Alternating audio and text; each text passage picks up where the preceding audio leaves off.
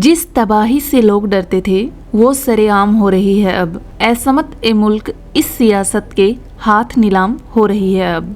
आपातकाल पूरे देश में या फिर किसी भी राज्य की वह असंतुलित स्थिति है जिसमें संवैधानिक और प्रशासनिक संतुलन बिगड़ जाता है। भारत के संविधान में राष्ट्रपति जी की कुछ शक्तियों के बारे में बताया गया है कि राष्ट्रपति जी कब किस तरह की शक्ति का उपयोग कर सकते हैं। उन्हीं शक्तियों में से एक शक्ति है आपातकाल की। जब पूरे देश में या किसी राज्य पर अकाल जैसी स्थिति, बाहरी देशों के आक्रमण या आंतरिक प्रशासनिक अव्यवस्था जैसी स्थिति आती है तो उस समय उस क्षेत्र की सभी राजनीतिक और प्रशासनिक शक्तियां राष्ट्रपति जी के हाथों में चली जाती हैं। अर्थात आपातकाल जैसी स्थिति में केंद्र सरकार सर्वशक्तिमान हो जाता है और राज्य की शक्तियां केंद्र सरकार के पूर्ण नियंत्रण में आ जाती हैं। आपात शक्ति का मुख्य उद्देश्य यही है जनता की शक्तियों को छीन लेना। इमरजेंसी 3 प्रकार की होती है: राष्ट्रीय आपातकाल, राज्य आपातकाल और वित्तीय आपातकाल। कोई भी आपातकाल मंत्रिमंडल की सिफारिश से लगाया जाता है लेकिन लागू किया जाएगा राष्ट्रपति जी के द्वारा।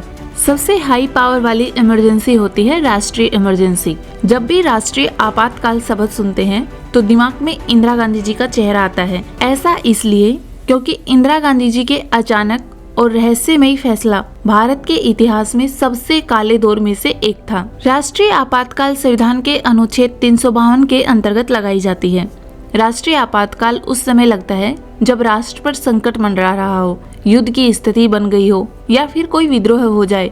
राष्ट्रीय आपात लगाने के ये 3 कारण हैं। जैसे कोई सशस्त्र विद्रोह हो जाए और वो कंट्रोल के बाहर हो जाए, उस समय इमरजेंसी लगानी पड़ती है। देश में अशांति के आधार पर आपातकाल नहीं लगाया जाता। आपातकाल का मुख्य उद्देश्य यही होता है कि उस समय सारी की सारी शक्तियां केंद्र सरकार के पास चली जाएं। आपातकाल में व्यक्ति के अधिकार छीने जाते हैं और राज्य सरकार के अधिकार भी छीन लिए जाते हैं। अर्थात आपातकाल वो व्यवस्था है जिसमें संघीय व्यवस्था को नष्ट कर दिया जाता है। संघीय व्यवस्था वो व्यवस्था है जिसमें राज्य सरकार अपना देखे और केंद्र सरकार अपना। ज्यादा दिन तक आपातकाल लगाना ठीक नहीं है। हाँ, किसी कंडीशन वाइज आपातकाल रहे तो अलग बात है। राष्ट्रीय आपातकाल को 6 महीने का टाइम देकर अनंत समय तक लगाया जा सकता है क्योंकि संकट देश के ऊपर होता है। राष्ट्रीय आपातकाल संसद के द्वारा लगाया जाता है। भारत में राष्ट्रीय आपातकाल 3 बार लगाया जा चुका है। पहली बार लगाया था 1962 में भारत चीन युद्ध के समय, दूसरी बार लगाया गया था 1971 में भारत पाकिस्तान युद्ध के समय और तीसरी बार लगाया था 1975 में इंदिरा गांधी जी के शासनकाल के दौरान। 1962 में जब आपातकाल लगाया गया था उस समय भारत के प्रधानमंत्री जी थे पंडित जवाहरलाल नेहरू। भारत चीन युद्ध के दौरान ही ताशकंद समझौते पर हस्ताक्षर हुए थे। उसके बाद दोनों देशों में स्थितियां सामान्य हो गई थी। दूसरी बार लगाया गया था 1971 में भारत और पाकिस्तान के युद्ध के समय। युद्ध के कारण प्रधानमंत्री इंदिरा गांधी जी ने आपातकाल की घोषणा की थी। 1962 और 1971 में जो आपातकाल लगाया गया था वो बाह्य विवाद के कारण लगाया गया था। तीसरी बार राष्ट्रीय आपातकाल एक विवाद से भरा निर्णय था। यह आंतरिक अशांति के कारण लगाया गया था। लोग आज भी निश्चित नहीं हैं कि ऐसी भयानक स्थिति की घोषणा क्यों की गई थी। 26 जून 1975 को भारत के तत्कालीन राष्ट्रपति फखरुद्दीन अली अहमद जी ने इंदिरा गांधी जी की सिफारिश पर राष्ट्रीय आपातकाल की घोषणा की थी। जब प्रधानमंत्री ने ऑल इंडिया रेडियो पर आपातकाल की घोषणा की उस समय भारत के नागरिक इस खबर को सुनकर हैरान रह गए क्योंकि वो समझ नहीं पा रहे थे कि यह निर्णय क्यों लिया गया है और यह आपातकाल 21 मार्च 1977 को समाप्त हुआ था। सेकेंड इमरजेंसी है राजकीय इमरजेंसी। राजकीय इमरजेंसी लो पावर वाली इमरजेंसी होती है। राजकीय आपातकाल संविधान के अनुच्छेद 356 के अंतर्गत लगाई जाती है। राजकीय आपात उस समय लगाया जाता है जब राज्य में चुनाव हुआ हो और किसी को बहुमत न मिला हो और राज्यपाल के द्वारा 1 महीने का टाइम देने के बाद भी कोई अपनी सरकार नहीं बना पाया हो।